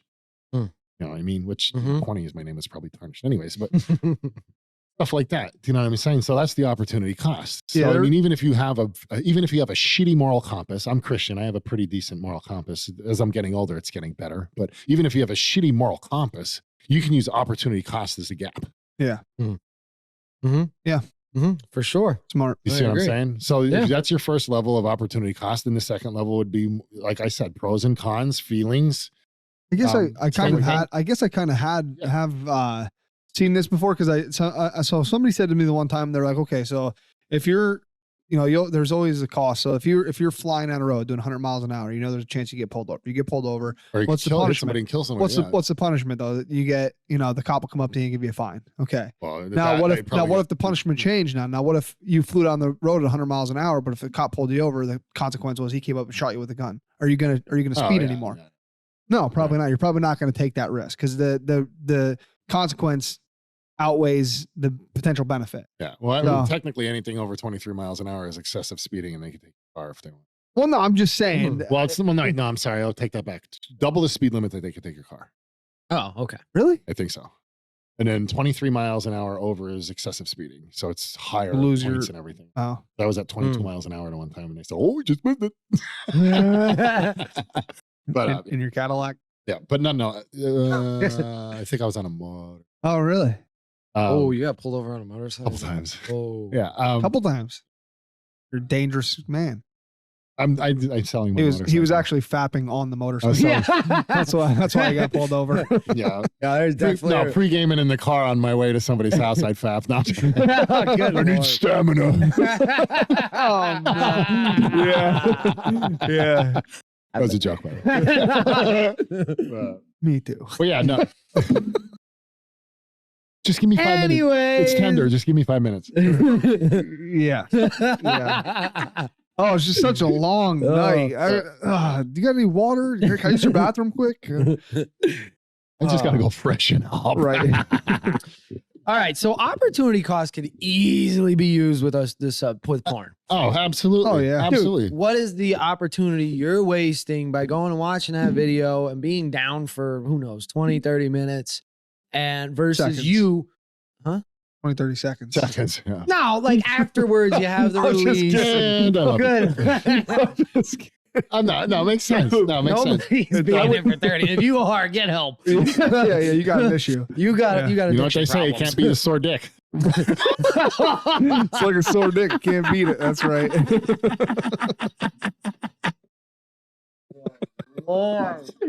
Can we get through one fucking thought? I don't think we can. This is why I do this. I'm actually surprised we didn't have more puns in this episode. I'm trying, man. really I'm thought we trying to would. refrain. I bet. Yeah, I'm trying to refrain. But anyways, so you could definitely use opportunity cost with porn for sure. Yes. Because you're throwing away opportunities of the most valuable thing on this whole entire planet, which is time. Yeah. You're throwing away your time for something useless. Yeah. Something you're running away, you're hiding from the thing that you need to face by throwing dopamine at it and getting a release. Mhm. You need to face it, you need to attack it. You need to take the opportunity cost model and apply it to what you're struggling with. And I think that's a great thing to add into that. That was great. That is a good thing because you could use that in anything in life. Every You really fucking can. thing. What's the opportunity? Like I said, what's the opportunity cost of me being here? I already stated it. It's my Mhm. kids. Yeah. You going to the Same gym, here. stuff Yeah. like that. But this is worth it to me, and My it's kids. fun. And I'm doing this for me, kind of. You know Yeah. what I mean? It's Yeah. fun. Get some testosterone time with the boys. Yeah, You know yeah. what I mean? Actually, I interesting. got two. God. Interesting study on testosterone. Just being around other men can raise your testosterone. Exactly. Yeah. You know what I mean? Which is I something work I don't out think a lot alone. of people think I work about. out alone. I'm in the basement alone all the time, working. You know what I mean? The only people I'm around are 3 ladies. My ladies at home. That's yeah. You know what I mean? And the only male I have is a little boxer. So it's like, you know what I Not mean? a lot of testosterone. No, around. I need that guy camaraderie time, and I don't Yeah. go out boozing with my friends or nothing like that. The opportunity cost for that is just way off for me. Garbage. So Yeah. I don't like the way I don't really like the way I am when I drink. I'm not a good alcohol. I'm not a good on alcohol. I mean, I was a binge drinker when I was younger. There's 2 different kinds of alcoholics, right? There's the guy that has to drink every day, and then the guy that does drink, and when he drinks, he can't stop. I was that guy. My weekends would start Friday after work and end Monday morning when I went to work. Yeah. That was me in my 20s. Interesting. Yeah. Oh, I did not realize there was those 2 types. Yeah. But I have the same opportunity cost pretty much, like my kids are all at home right now and on my way out the door, my sons, Lex and Aries are both like, Yeah.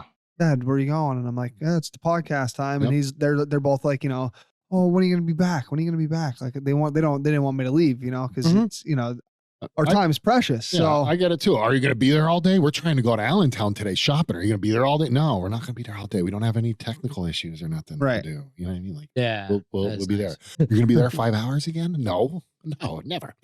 definitely not. Thankfully, she's an amazing woman and just Yeah. takes it in Yeah. stride. You know what I mean? It's cool. But anyways, let's get back to breaking the cycle. There's Yes. something I really, really, really want to add in here, and that is we all are going to fail when we're trying to break this cycle. Yeah. I know I failed many times trying to break the cycle. It's what made me realize I do have a form of addiction to it. And I had to break down those brain pathways, Mhm. which I only figured out is what it is now. But I had to break down those brain pathways and beat them to death to switch them to what was right. With that being said, one of the most motivational things I've ever heard anybody talk about on this subject was failure. Because we all face it. Most of us do. Maybe not all. Maybe some people don't. I'm a normal guy. I faced it. Yeah. I failed. Everybody has to. What's important is a lot of these no-fappers and these communities, oh, I'm 90 days in. I'm 300 and some days in. Feel empowered. You know, that number gets you going. But as soon as you fall off, you feel like garbage and you can binge. You got to start all over. And you feel like you got to start all over. And that is bullshit. You're not starting over. And I don't want anybody to have that mindset because it's garbage. You made it 90. Okay, let's say you made it 30 days. You fail at day 30. You say, you know what? Not bad for the first try. Not bad. Yep. I have made so much progress. Let's see what I could do again. And let's go again. And you look at it as a setback, but your 30 days are still there and you're moving forward. It was just a setback within those next couple days. You know what I mean? Yeah, I mean, your that's progress is forward. That's with everything, though. You got to use that with everything. Yeah. Look at our podcast, for instance. We fail forward. Yeah. We fail forward. There's There's a corrupt file. sure. Oh, you didn't do this. Oh, there's the window looks like shit because of that. Oh, we need to do this. Oh, Change the your camera microphones angles. aren't the best. Oh, you need better microphones. Oh, we need different SD cards, or we need this, or we need that. Like, you fail forward. But it's not like, oh, well, that happened, so we're just going to fuck this podcast. No. Yeah. I think Kevin Hart said, he said, you can't evolve as a man if you never make a mistake. Yeah. The only way that you could be perfect is to fuck up. Yeah. Yeah, true. Exactly. So that was about cheating, but Yeah. but Look at anybody. Look at it. but it's a good quote. I mean, I know not everybody is a fan of Elon Musk, but he fails forward. You know, he has problems with the rockets. The rockets don't land. This, that. The cars do this. Cars do that. Whatever he lands. Oh, it really does that. I do it daily with programming. If I program something and then there's a minuscule process or procedure that comes through that I don't know because I don't know what I don't know, and it comes through and it hits it, and I'm like, oh, why is it failing? Let me go look. Oh, it's failing because of that. Well, I learned that.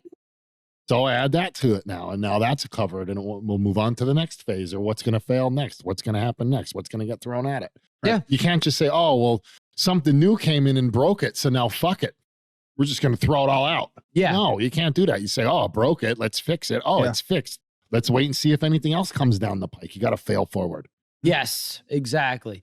Exactly. And the reference they gave, it's funny you said Elon Musk. The reference they gave, well, this isn't exactly the same, but it was an intergalactic. Oh my God. Intergalactic Beastie Boys. Beastie Boys. Love that song. Go ahead. Penises roll. God. Detachable penis? Do you know that song? All right, moving forward. Come on, stop it. Bang, bang. Oh, man. All right, take a breath. The example given was a ballistic missile. So when ballistic missiles are shot, right? They have they have recoil. I have recoil when I shoot sometimes as well. Oh my God. Come on. Yeah. I'm not.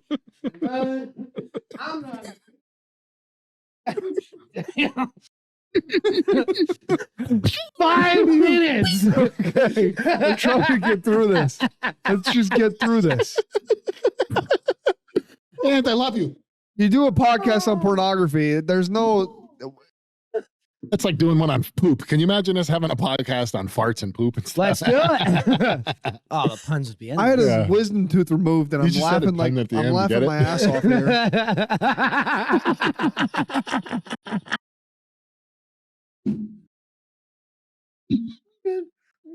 All right. I'm good. Time to wrap it up.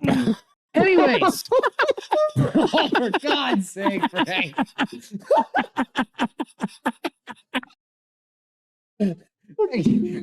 No more. No more, please. No more. All right. Okay. So anyways, that missile has a location it's going. It has an end goal. But it has to constantly readjust, bounce back. And it bounces back between the satellites and they're in the sending unit. And somebody need a timeout or what? Bounce back the missile. Have everything you're saying. I can fucking say something to it. I'm trying so hard not to. Don't do it. We got to get through this. Get through it. Go ahead. So anyways, it has to constantly change trajectories and change its pattern and path. But it's still got the same end goal. And that's how it should be looked at. Yeah, you're going to have some setbacks, but you're still on the way to the main end goal. All right, enough of that. Dang. Oh, good. I went sideways All right, quick. I'm over. Went on up by Anthony. I crested the hill. I'm coming back down now. We're good. We're good. Are you finished? Yes. Climax. Oh my God. We're a bunch of fucking children. All right, that was a good one. Yeah, that was a good one. God. Ah, I'm going to throw Jesus at you. thank you. As a Christian, Matthew chapter 5 is very clear about what the Bible and what God and Christianity thinks of porn. It says, and I quote, this is American Standard Version. It's just a little easier for everybody to understand. But I say unto you that everyone that looketh on a woman to lust after her hath committed adultery with her already in his heart. So, the Bible... I've been such a sinner. The Bible is very clear on porn. Because they had porn in the old days. This isn't like a new thing. Mhm. Their porn was different. They would go to a temple and there'd be a woman doing stuff there. Their porn was different. But it's been around a long, long time. Right. Yeah. This isn't something new that we're really facing. The amount and level and ease of access is definitely new. Yeah. That's what's new. The privacy, because that was in a temple The lack full of other thereof. guys. Right. Yeah. So it is different, but we have still been facing it for a long, long time. I quieted it down. I got nothing to say to Jesus, not you. You brought up the man. You brought up the man. I'm not going to say nothing. I'm just going to be. That's a way to settle us down, Matt. Just bring out a psalm or some shit. We're gonna way to make me feel like shit about myself. Appreciate it, buddy.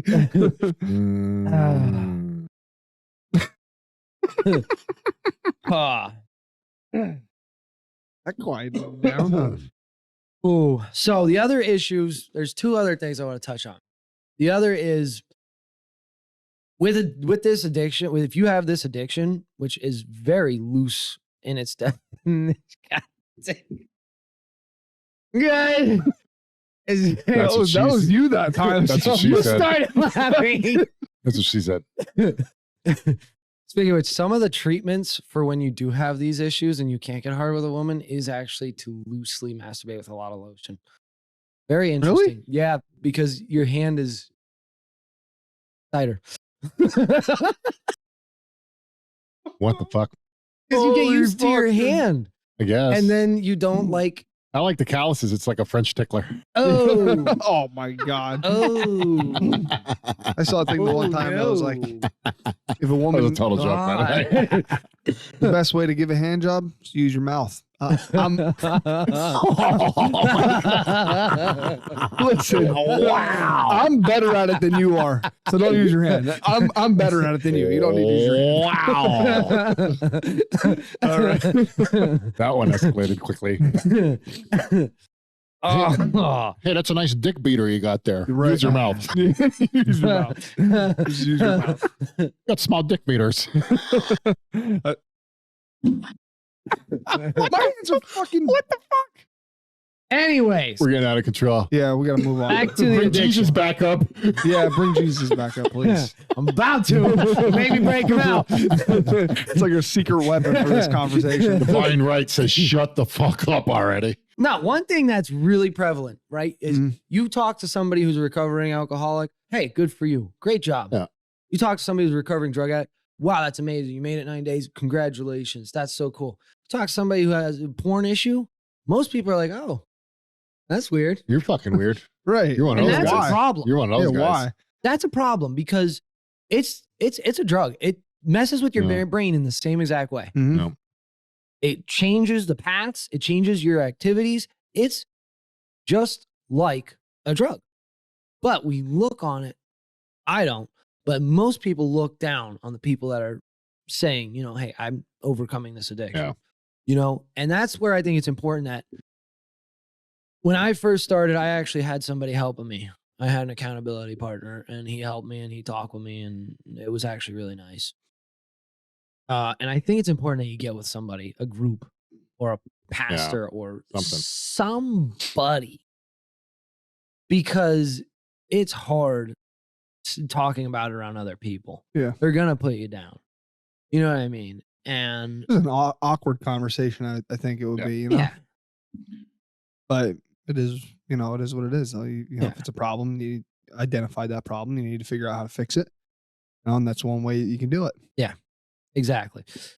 So, I mean, there's so many organization and groups out there that help with this.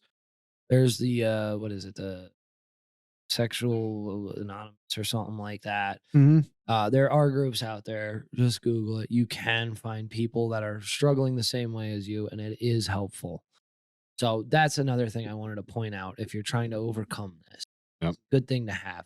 And if you have an accountability partner that's your spouse, that's rough. That's rough. Hopefully you've been caught or you've gotten open with your spouse about this. Yeah.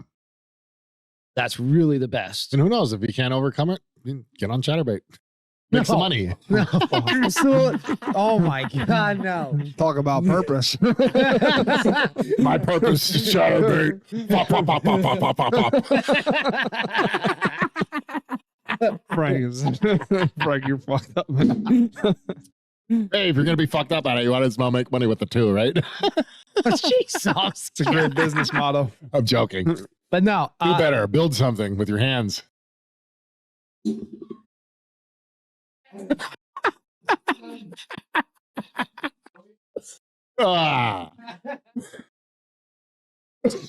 got to go to the next chapter. Anyways. Moving on. Sorry, Francisco. Oh, man. No. You're good, Francisco. We love you. Your money's worth this. We're getting our money's worth that. Yeah, he is. Oh, God. Anyways, the spouse. Now that we're on to that, I wanted to actually touch a little bit. Yeah, we're at an hour and 43. I got two more things I want to 141. touch. I want to touch on two things. All right, go for it. I'll speed it up. We'll refrain. You get through them. All right. So I noticed with my wife and with my issues, a lot of things came up, and I was fortunate enough to be able to talk with my wife and also have an accountability partner outside of my wife too. Both amazing. And if you can do that, that's cool.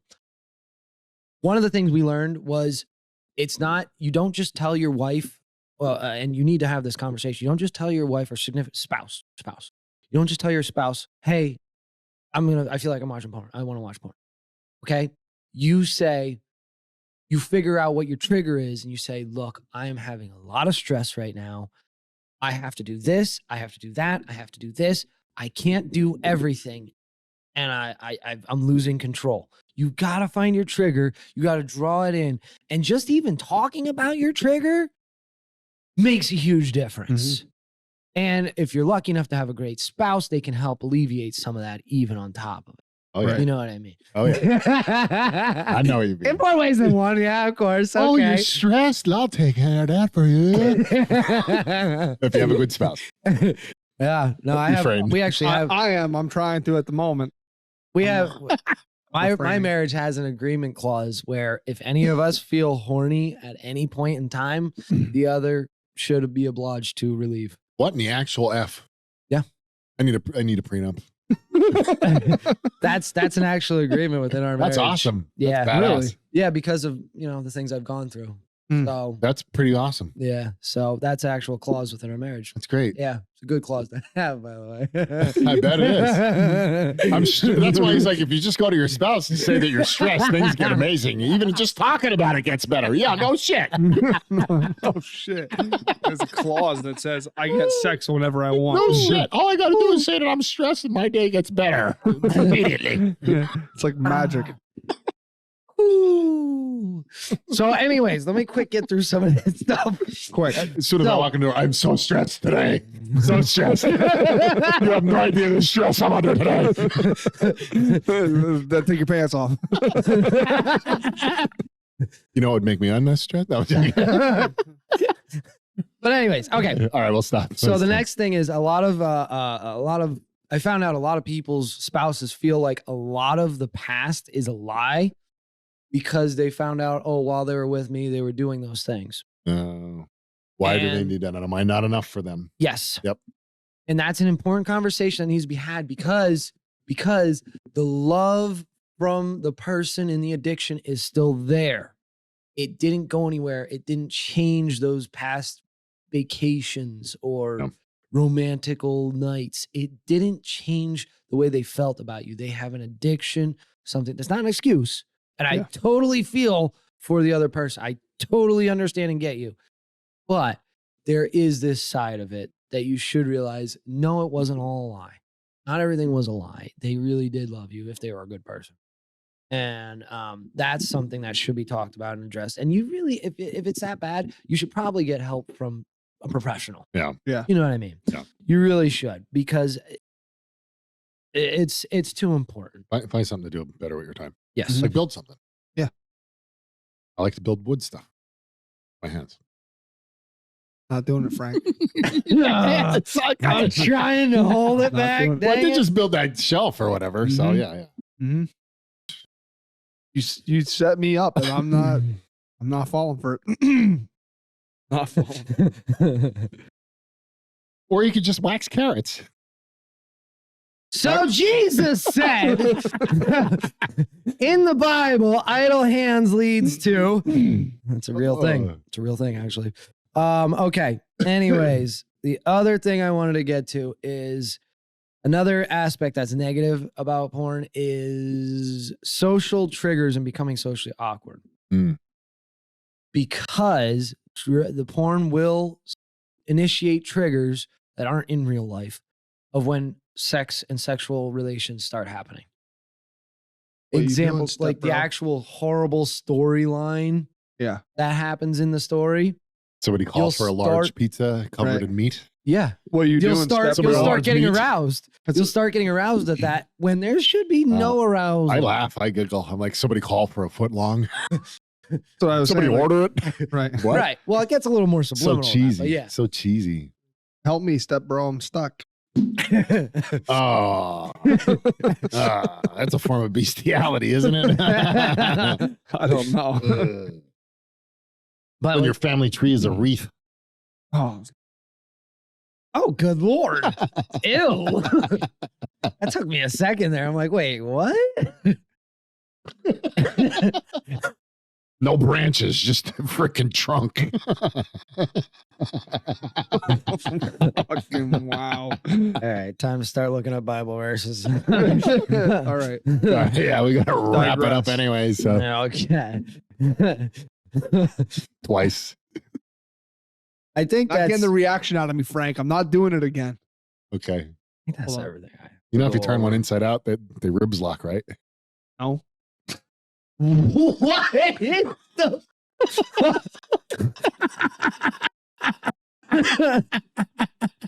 got ya. Oh my God. I fucking got ya. All right. So let's end on a good note. So also, hold on, one other thing. Oh, you have one last thing. Precaution to getting involved with porn is, because it is something that is novelty, you will exacerbate your dopamine level of what you're watching, and you will become what is the word? You'll get used to it, and you'll want more. Desensitized. Yes. Now that is I could agree with that. I worked in a strip club for how many years? I'm totally desensitized to anything, to girl on girl action. Like, all guys get all excited on girl action constantly, no matter what bar I'm in. You know what I mean? Whatever. I'm just like, whatever, dude. When you see it every Friday and Saturday night for 4 years straight, like heavy girl on girl action 4 years straight in your face. Pretty desensitized. Like naked women around me. Don't really care. Wow. So yeah, absolutely. Yeah. Absolutely. Yeah. And what this causes is what's really scary. Start looking for more hardcore things. Yeah, I could say that. You can't get off on the same things anymore. Yeah. You start changing your taste for what you actually I think what it made for me is I started getting as weird as this sounds, I started getting repulsed by some of that because I knew how facade and fake and stupid and stuff that other people would get all hot and bothered over or whatever like that. I just looked at it as like, man, it's like kind of pathetic to me at that point in time. Like they're doing it for retention or something like that. So I kind of, for me to get away from it, because I mean, I've seen some crazy shit and did some crazy shit, and it's not like I need to keep earning for more on top of that. I don't want none of that anymore. You know what I'm saying? Like I'm more traditional now, we'll say. Like I'm like, I don't want that crazy bullshit no more, or sexually crazy shit anymore. Do you know what I mean? I'm away from that. I look at that as now as weakness. Yeah. As my weakness of what I was when I was young, and where I prioritize that more, and I prioritize things different now. Yeah. Yeah. Yeah. And not only that, but having a daughter has changed me significantly.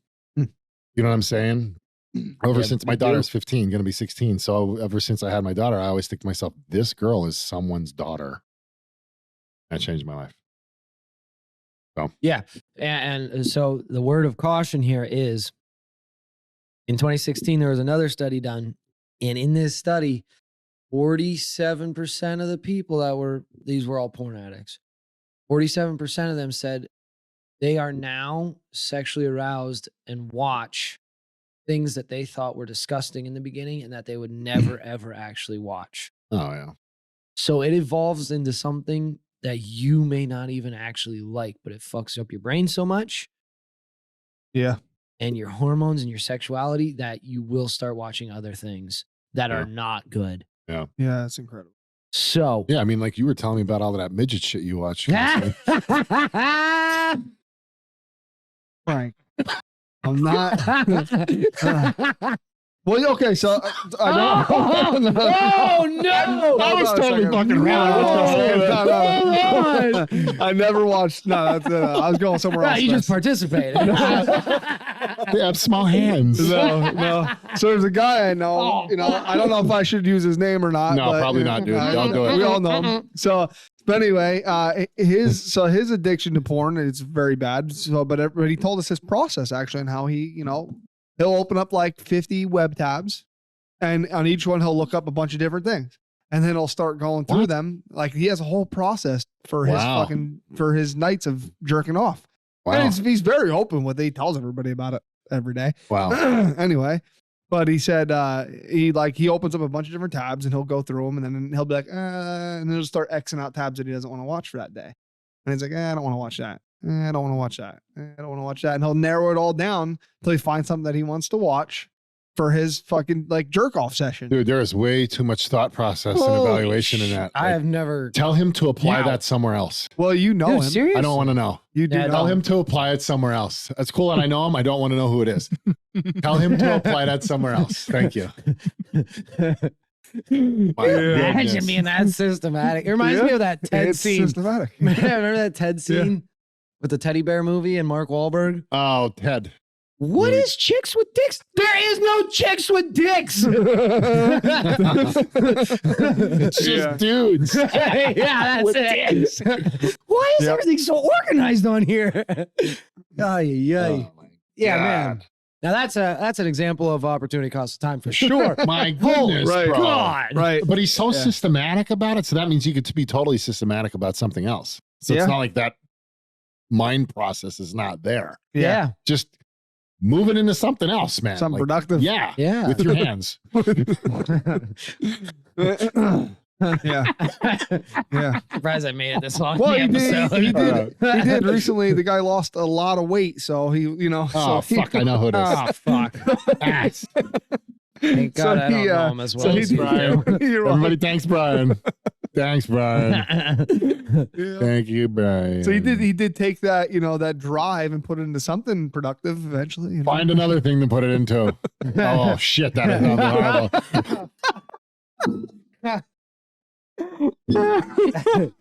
Let's wrap this up before. Yeah. Let's get Let's get this one Oh in. my God. Done. Yo, did you ever see the barcode at the bottom of a condom? That's Yes. a condom. Yes, I have. Oh, have you ever seen it? No, dude, I've barely ever seen can't roll condoms. without that. That's the joke. That's the joke. That's Fucking hell. That's great.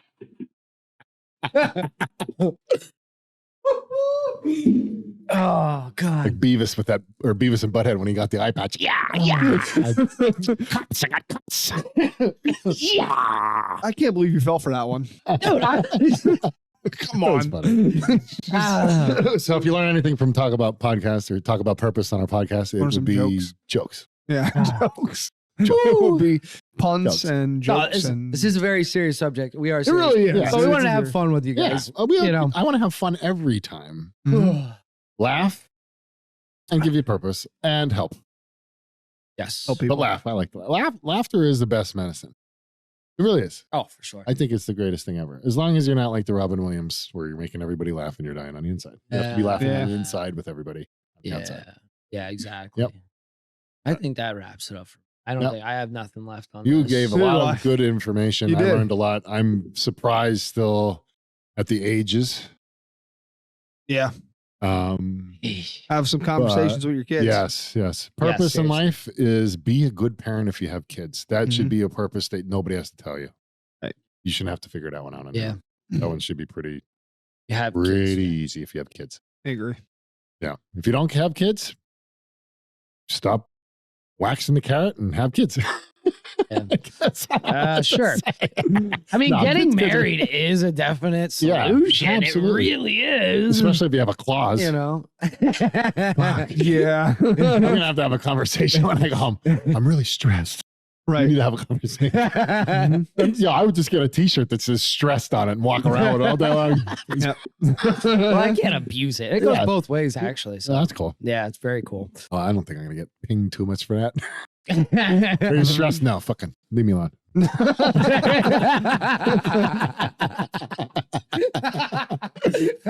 How was your day today? How was your day? It was a good day. Oh, that sucks. Yeah. My girl sent me a Not stressful. my girl sent me a video, and it was it was like a guy, and he was like, "Oh, if you can make me laugh, you're gonna get lucky tonight." And she's like, "What are you talking?" He's like, "Oh, you're so silly. Come on!" I'm like, just show me that. I think I saw that. Did you? Yeah, like he started laughing. Like, it was, yeah, it was funny. Reach out to us if you have questions. Yeah. We'll try Yes. to answer it in my dumb fashion. Yeah, yeah. for real. Let us know what else you guys would like to hear us talk about. That too. Yeah, And please let us know if we're helping anyone. Yeah, For real. please. it really, That's the important that would thing. really help make a difference. Yeah, like opportunity cost. Think about it. Use it. I'm telling you, that's going to be one of the main things that I base my life on it. So Mhm. one of the bases of my life. So if that's one of the main things I want to push, Right. which I have been talking about opportunity costs in a number a of lot. podcasts. Yeah. And I'm going to keep talking about it Mhm. because that's how I roll my life. All right. All right. That's Sound good, good. guys. Thank you very much. Thanks, Hey, thanks for guys. joining. Bye. See ya. Yep.